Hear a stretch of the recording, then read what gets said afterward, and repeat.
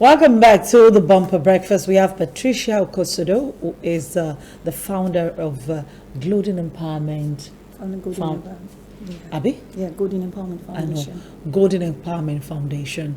And she's been doing quite a lot for widows, for children, especially out of school children and children on the streets for quite a while. Now, young woman, she's a politician as well. She's a sister. Yeah, Hi. She's a politician. Don't mind her. She's a young politician, a member of the Not Too Young to Run, Nigeria, and Ready to Lead Africa. Yes, I needed to pick that off my head. Thank you so much, Patricia, for joining us this morning on the Bumper Breakfast. And it's a ladies' show, this segment, because we're going to be talking about the dangers of partial nudity. Yeah. Why did we come up with the idea of nudity? I was driving yesterday, somewhere around where was it? Ikeja, under bridge Ikeja, and I saw this young lady in a very small. She's as tall as I am, and she was in a very small leather skirt with a hoodie kind of, very big hoodie kind of blouse, and then she was walking past, and I mean very small leather skirt in that very hot, crazy sun. From the outline of what I could see behind her the moment she walked past the car, and I was looking at her back, I could see that the only thing underneath that thing was her underwear. And when I mean underwear, I mean just the panties. So you can imagine. So I'm wondering, as she was walking down into the sea of people that throng Computer Village, I was just asking myself the question: did she leave her mother at home? Did her mother allow her to? There were questions. Because ideally, if you're going to a party, that would have been the appropriate outfit to wear to a club. A club, yeah. So I'm just wondering. I'm going to the market, and this is what I wear. Last week, Thursday, we were at one of the eateries, restaurants around the corner, the one we went to yesterday in Kakeni. And there was this lady wearing a dress shirt. And then, it wasn't as short as it looked, but she was bent over the counter this way, and we could almost see the outline of her bum bum. The outline of the bum bum. You could almost see. She was bent. When you're wearing a short thing and then you're leaning on something, there's a possibility it's going to squeeze when you do this. Yeah. So people at the back, in fact, the person that was with me was a man. He was like, can you imagine this kind of person? But the guy was really angry. So when she stood up, it was like, this is too short. So when she stood up properly, he now saw, he said, the dress is not even as short as it looked, but that this is just a careless person. Being conscious. She just didn't. She wasn't conscious about it. For me, I will start with, you look beautiful this morning. Thank you. And you too, more. Thank you. Okay. For me, people have to start realizing that they need to go back to the drawing table and relearn and unlearn some things. What you think used to be fashionable, it's no more fashionable. That's the truth. You see, when people watch some movies, you want to be like Beyonce, you want to be like Kim Kardashian and the rest of them. The same Kim Kardashian you're watching, she has gone back to study law. Let's leave that aside. But what I'm trying to say... she now dresses well. Not dresses well. What I'm trying to say is that people need to know that during the movie scene, it's just a movie. On the TV set, sometimes they wear pants they walk out from their car and they're wearing something so short like a pants. And they walk as if they're going to do it. On a good day, you won't wear that to the office. Good. So bringing watching so much movie, coming to play it in your own life is where the problem is coming from right now. So you're saying they depict what is happening in the entertainment world, which they perceive as the reality? You see, during when I was growing up, there are certain things you cannot wear when you're leaving the house. Even as now, when I go visit my mom, I still wear, if I wear something short, it's like, hey, Patricia, that dress is too short. Oh, that dress is too short. I'm like, okay, mom, I've heard it. We still have checks. But now, children of this generation feel they can just do anything they want to do. So if you place a value on yourself, for me, it starts with self-value, self-worth. Because they always say the way you dress is the way you are dressed. Fine, some people don't believe it works, but it does. Like, you're going out now, and before you leave your house, you should know that this is what I want to wear. Does it look good on me? Yes. Do I want people's attention on me? It's what you tell yourself. Like, I look at myself in the mirror and I say, oh, does this dress look good? Oh, yes. But if there's a way the dress will look in my body, maybe if it's too tight or it's like this, and I'm not driving, I'm like, oh, if I'm walking now, my bum will be shaking all that. I'm conscious, right? Being conscious of this thing helps you to put a check on yourself before you leave the house. But if you don't have that, you don't even have a sense of check in your life, how will you place a value on yourself? So when you go out with any dress, you can just go to like on a good day. There was a day I went to ShopRite, and I saw one teenager was wearing, like, her breast, everything was out, and I'm like, she has a mom. I'm a mom. So there's a lot of parents start training their children from very tender age to wear nude clothes. Nude clothing. Yes. I saw a picture of a 2-year-old girl. After the whole picture, she was on her birthday. After the whole picture, the fine ones she was wearing. Then later I saw a bikini. And I'm like, why? So why? Why that? Because if you start training these children from this age, at the end of the day, they will grow up with it because they are young. And this is what they know. It's what parenting has a lot of work to do in this current generation. This generation right And now. it looks as if parenting is also one of the biggest issues we're dealing with, because I cannot imagine Yinka Kenny's daughter stepping out of her house, with anything less of a full jean and a t-shirt at her age. Yeah. But then you see another mother, you're going to the supermarket, for example, with your daughter, you meet another mother with our own daughter, about the age of your daughter, or even younger. And then the girl is wearing a very tiny skirt with a midriff. Yeah, exactly. And the tummy is showing, the back of the thighs, all the way to the legs are showing. And the mother is wearing a boo-boo. That's the one. That's where I go crazy. Now the mother is covered up. Yeah. She's wearing a boo-boo. The son who came with them is wearing shorts, proper shorts, t-shirt, properly dressed. But then the daughters. After the barn. I'm asking the question, are you advertising something?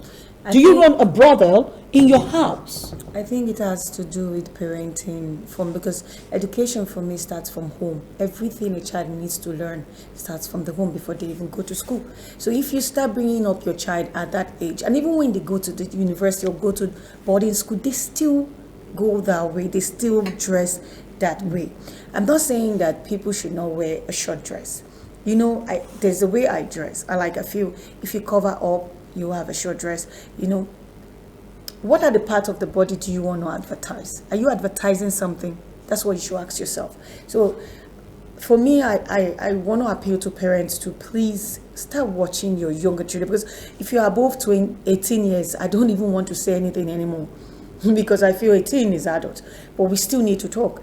But from the age of 5, parents should start putting in a check on them. What do you buy for them to wear?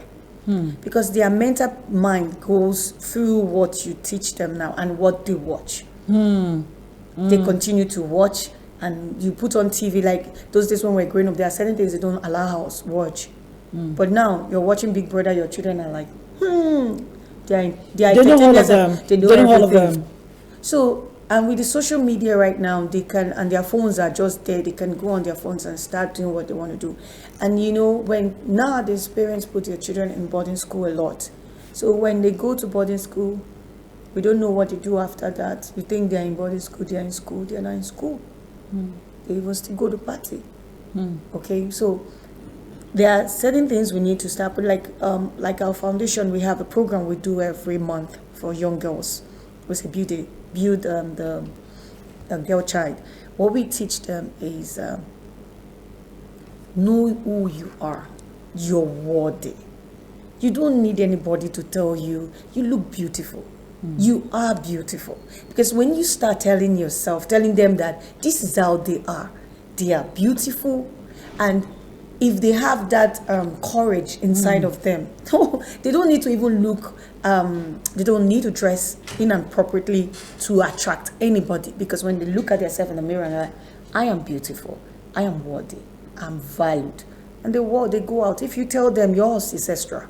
So this is what we make them understand, that anybody that comes to you and tell you you're beautiful, that one is extra. You're already beautiful. You already knew that before. So we need a mentor. Because we cannot keep doing things the same way and achieve the same result.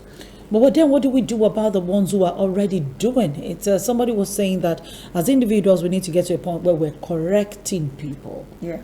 When we see them on the street. So, for example, you meet a woman, a full-grown woman, dressed in a certain inappropriate manner. How do you walk up to such a woman and say, don't, what do you say? You don't say don't, please. You compliment her first. I think compliment first works.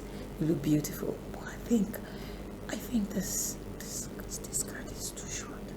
Like, in a soft way.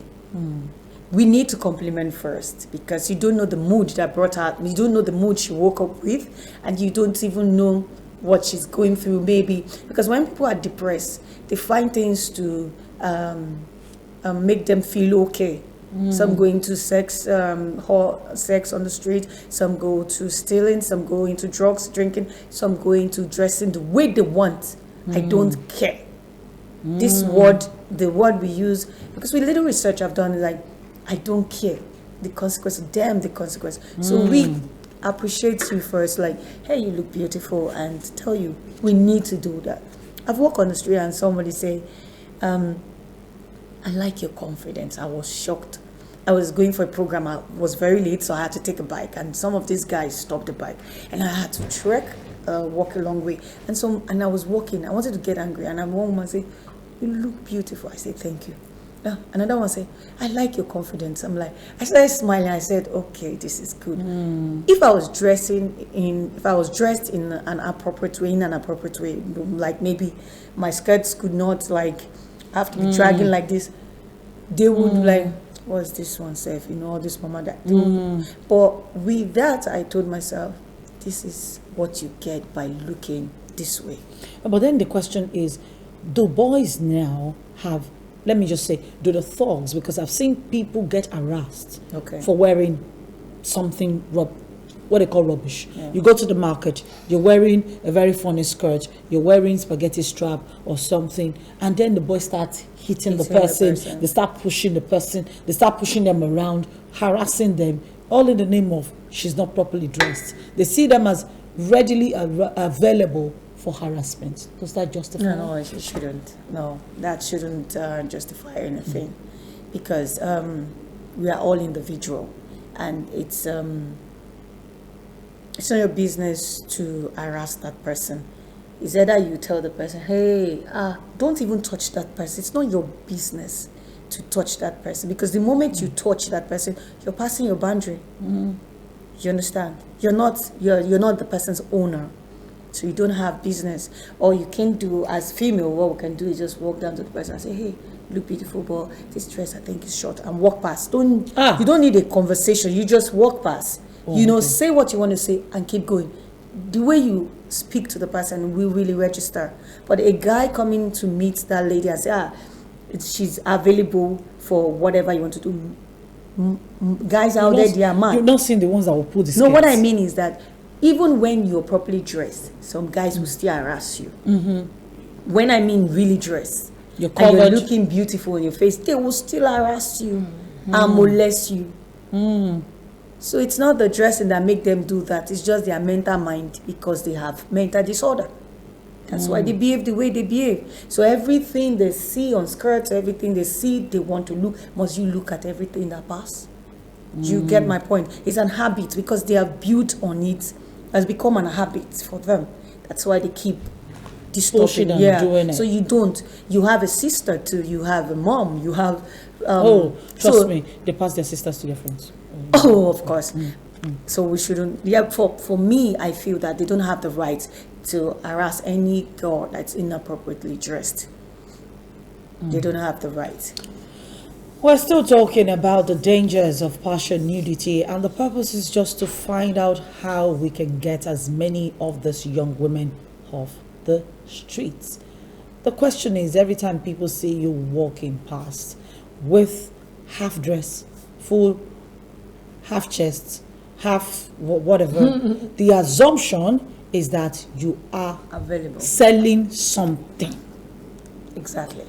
That's the assumption. That's the assumption. You are selling something. So if you're a mother, I take Kenny here, and your child is dressed this way, please address the mothers. Oh my God, I've just been listening. Well, for me, I would say that as a mother,